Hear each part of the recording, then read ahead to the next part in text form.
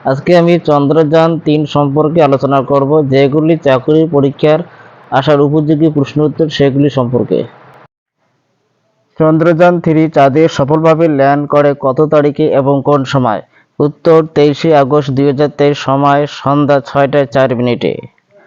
চন্দ্রযান ৩ চাঁদের কোন মেরুতে অবতরণ করে সফলভাবে? উত্তর চন্দ্রযান ৩ চাঁদের দক্ষিণ মেরুতে সফলভাবে অবতরণ করে। চন্দ্রযান ৩ এর ফলো আপ মিশন কি? উত্তর চন্দ্রযান ২। ভারত কবে চন্দ্রযান ৩ উৎক্ষেপণ করেছিল? উত্তর 14 জুলাই 2023। কোথায় অবতরণ করে চন্দ্রযান ৩? উত্তর চাঁদের দক্ষিণ মেরুতে অবতরণ করে চন্দ্রযান ৩। চন্দ্রযান ৩ কোন রকেট থেকে উৎক্ষেপণ করা হয়েছিল? উত্তর LV-M3M4 রকেট থেকে। চন্দ্রযান ৩-এ কি অন্তর্ভুক্ত করা হয়েছে? উত্তর ল্যান্ডার এবং রোভার কনফিগারেশন।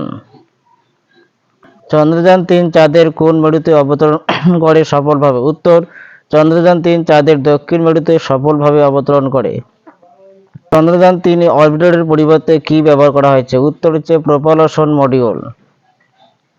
যদি দক্ষিণ মেরুতে ল্যান্ডারের একটি নরম অবতরণ হয়, তাহলে ভারত দক্ষিণ মেরুতে পৌঁছানোর জন্য বিশ্বের কোন দেশে পরিণত হবে? উত্তর প্রথম। মিশন চন্দ্রযান ৩ এর থিমের নাম কি? উত্তর চাঁদের বিজ্ঞান। বর্তমানে ইসরোর চেয়ারম্যান কে? উত্তর এস সোমনাথ।